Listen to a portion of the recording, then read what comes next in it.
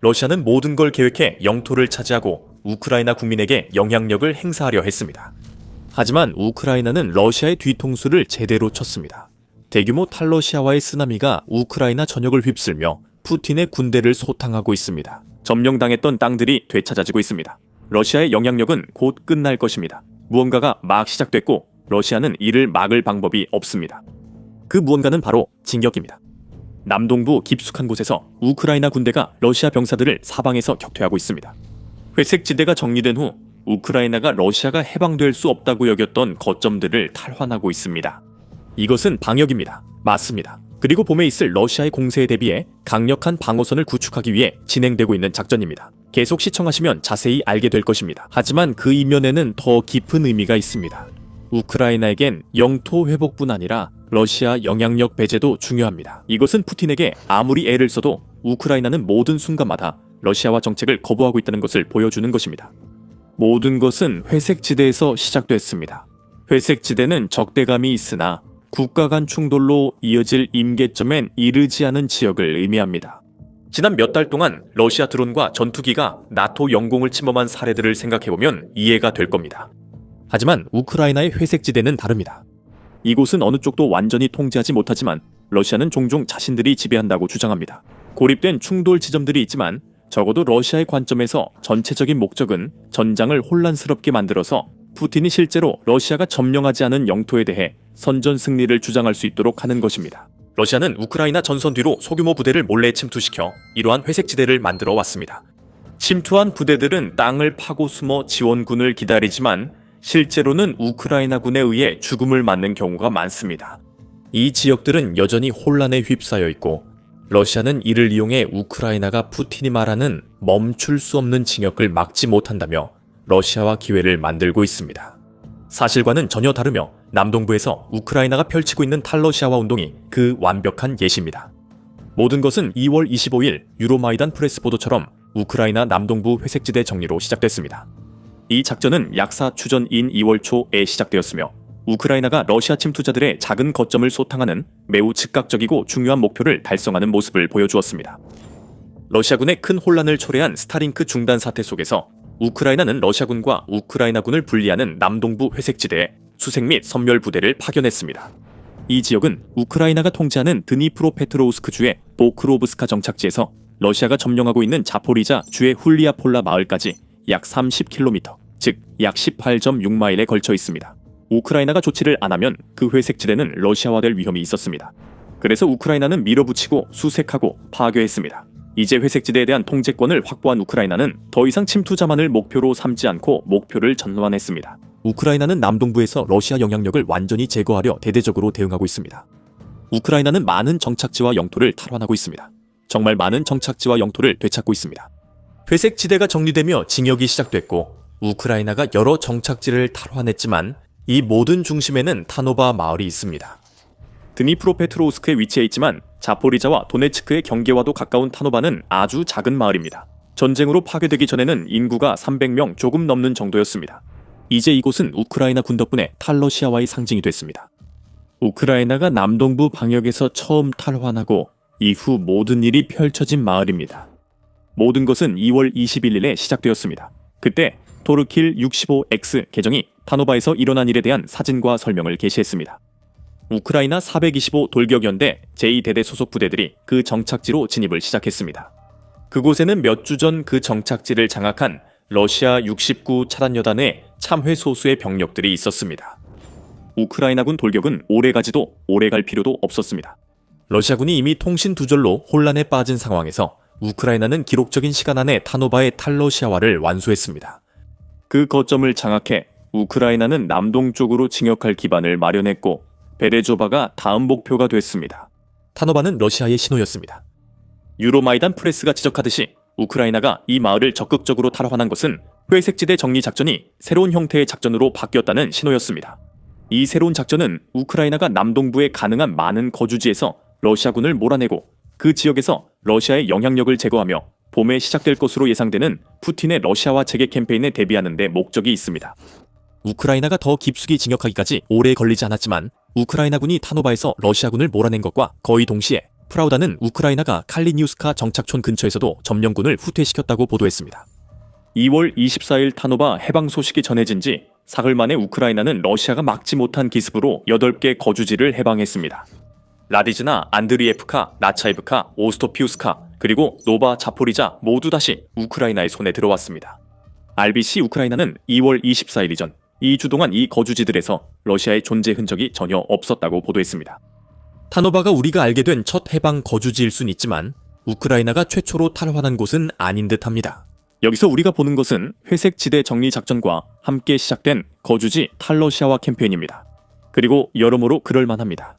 러시아 침투자들은 파괴된 거주지 잔해를 은신처로 삼았을 것입니다. 침투자 소탕으로 우크라이나는 마을과 도시를 해방하며 남동부 러시아 영향력을 파괴하고 있었습니다.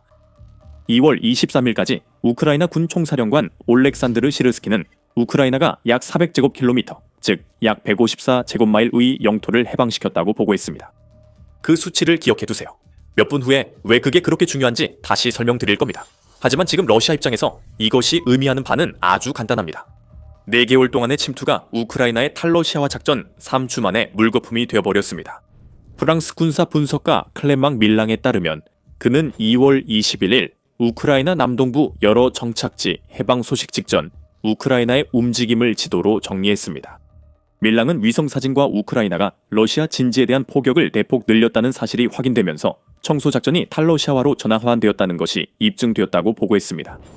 밀랑은 전환 방향에서 3,000건의 추가 포격이 있었으며 이는 우크라이나가 2022년 해당 지역 방어선 대부분을 다시 통제하게 되었음을 의미한다고 했습니다. 대전차 참호, 철조망, 그리고 용치가 우크라이나로 돌아왔으며 이는 봄에 러시아를 뚫고 나갈 요새화의 기반을 제공하게 되었습니다.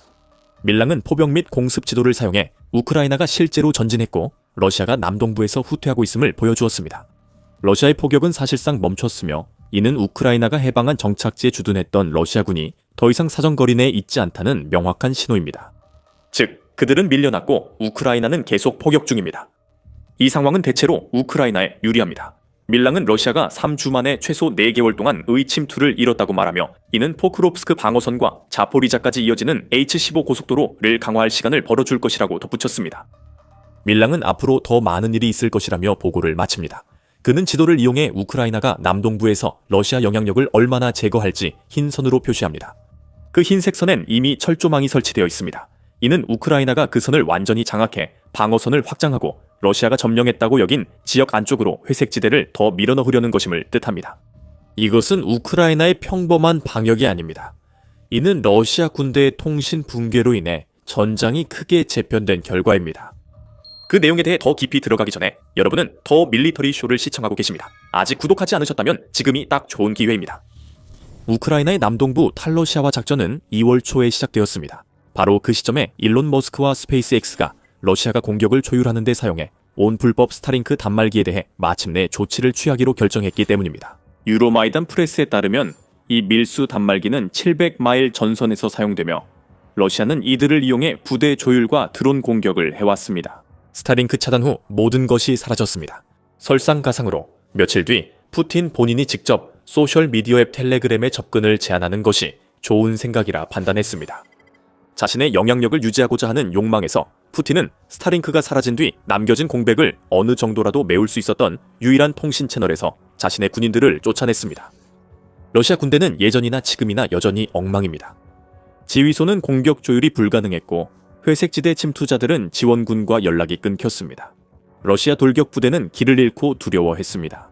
그들이 할 수 있는 일이라고는 우크라이나 드론이 점점 가까워지는 소리를 들으며 누군가가 도와주길 바라며 그저 기다리는 것뿐이었습니다. 스타링크가 없자 러시아 남동부 전선이 무너졌고 우크라이나는 이를 최대한 활용했습니다. 지금까지 8개의 거점이 해방되었습니다. 점령당한 땅을 되찾아 탈러시아화가 시작될 수 있습니다. 체스게임에 비유하면 푸틴이 스타링크를 잃자마자 텔레그램을 빼앗기로 한 결정은 퀸을 그냥 버리는 것과 같습니다. 이제 왕은 드러나기를 잃었고 우크라이나의 말들이 전진해 궁지에 몰렸습니다. 체스는 비둘기와 두지 말라는 옛 농담이 있습니다. 왜냐고요? 비둘기는 체스판 위에 모든 말을 걷어차고 그 위에 똥을 싸고 마치 자기가 이긴 것처럼 으스대며 떠나버리기 때문입니다. 블라디미르 푸틴은 그 농담을 실제 조언처럼 받아들인 듯합니다. 그 결과 그의 군인들은 우크라이나 남동부에서 죽어가고 영향력은 사라지고 있습니다. 여기서 우리가 말하고자 하는 것은 블라디미르 푸틴이 이번 전쟁에서 지금까지 내린 결정 중 가장 어리석은 결정을 내림으로써 러시아의 나쁜 상황을 더욱 악화시켰다는 것입니다. 지금 남동부에서 보는 것이 그 결정의 결과입니다.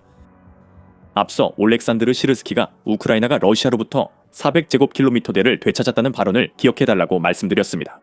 그 이유는 이 숫자가 특별하기 때문입니다. 러시아군이 우왕좌왕하는 동안 우크라이나의 남동부 탈러시아와 작전은 2024년 8월 이후 가장 큰 성과를 거두고 있습니다. 2024년 8월은 우크라이나군이 러시아의 쿠르스크 지역에 대한 방역을 시작한 시기입니다. 유로마이단 프레스는 우크라이나가 남동부와 12월 말 쿠피안스크에서 되찾은 영토를 합칠 수 있다고 강조합니다. 이는 러시아군에게 2026년의 끔찍한 시작을 의미합니다. 푸틴이 안전하다고 믿던 곳이 우크라이나에 넘어갔고 러시아가 해방된 지역을 곧 다시 차지하긴 어려워 보입니다. 그게 바로 탈러시아와의 핵심입니다. 그리고 영상의 마지막 부분에서 우크라이나가 전장 밖에서 러시아의 영향력을 없애기 위해 해온 여러 가지 다른 일들에 대해서도 살펴볼 예정입니다. 먼저 쿠피안스크에서 무슨 일이 있었는지에 주목할 가치가 있습니다. 그 마을은 우크라이나가 남동부에서 시작한 작전의 일종의 전조와도 같았기 때문입니다. 2025년 11월로 거슬러 올라가면 러시아는 쿠피안스크를 점령했다고 대담하게 주장했습니다. 그리고 12월 중순에도 그 주장을 반복했습니다. 러시아가 실제로 쿠피안스크를 점령하지 못했기 때문에 우리는 그 주장을 대담하다고 말합니다. 앞서 언급한 침투 전략 때문에 그 도시는 러시아의 손에 넘어갈 뻔했지만 우크라이나는 12월까지 확실히 쿠피안스크를 잃지 않았습니다. 정반대였습니다. 우크라이나 군대는 푸틴과 측근들이 쿠피안스크 장악을 주장할 때 오히려 러시아 군인들을 도시에서 몰아내고 있었습니다. 12월 1일까지 우크라이나는 하르키우 쿠피안스크에서 러시아의 주장을 완전히 무너뜨렸습니다. 러시아에 넘어간 것과 달리 이 도시는 사실상 우크라이나에 의해 해방되었습니다. 러시아가 장악했다고 주장한 같은 12월에 우크라이나 군대가 도시의 90%를 장악하고 있었습니다. 이후 우크라이나는 쿠피안스크 방향으로 진격했습니다. 유로마이단 프레스에 따르면 우크라이나군은 12월 11일부터 25일 사이에 쿠피안스크 방향에서 최소 183제곱킬로미터 약 70.6제곱마일의 영토를 탈환했으며 이는 2월에 남동부에서 해방한 모든 영토에 더해지는 성과입니다. 쿠피안스크 해방이 탈러시아와 전선에서 상징적인 의미를 가졌다면 우크라이나가 도시 중심의 국기를 개양하며 그 성과의 느낌표를 찍은 것처럼 남동부에서 우크라이나가 하고 있는 일은 상징적인 의미만큼이나 실질적인 목적도 가지고 있습니다. 우크라이나는 무언가를 준비하고 있습니다. 2월 9일 키예프 포스트는 우크라이나와 국제감시단 모두 러시아가 동부와 남부 지역에서 우크라이나를 상대로 대규모 공격을 감행하기 위해 전략적 예비군을 축적하려 하고 있다는 데 의견을 같이 했다고 보도했습니다. 이 공세는 도네츠크에 집중되며 러시아는 포크로우스크를 넘어 요새 지대로 진격하려 합니다. 하지만 러시아는 여름의 지원 공격의 일환으로 자포리자와 오리히우 같은 주요 도시를 향해 병력을 보낼 것으로 보입니다. 그 지원 병력은 우크라이나를 도네츠크에서 분산시키려 그쪽으로 이동할 수 있지만 푸틴은 두 도시를 점령하면 매우 기뻐할 것입니다. 이 사실을 알게 되면 우크라이나의 남동부 지역에서 진행되는 탈러시아와 캠페인은 전혀 다른 양상을 띠게 됩니다. 유로마이단 프레스가 지적하듯이 2026년 봄과 여름에 계획된 러시아군의 공세는 이제 먼저 방어 진지를 재정비하고 그 다음에 잃어버린 영토를 되찾기 위해 싸워야 합니다. 그래야 봄이나 여름에 작전을 시작할 수 있습니다. 우크라이나가 남동부 8개 정착지에서 러시아를 몰아낸 것은 러시아 전략의 강제적 리셋을 초래한 점에서 의미가 큽니다. 러시아는 도네츠크에서 우크라이나군의 주의를 돌리기 위한 공격을 시작하기 전에 2월까지 4개월 동안 확보했던 영토를 되찾으려면 우크라이나 방어선에 더 많은 병력을 투입해야 할 것입니다. 또한 우크라이나는 해방 영토에서 방어선을 강화 중임을 기억하세요.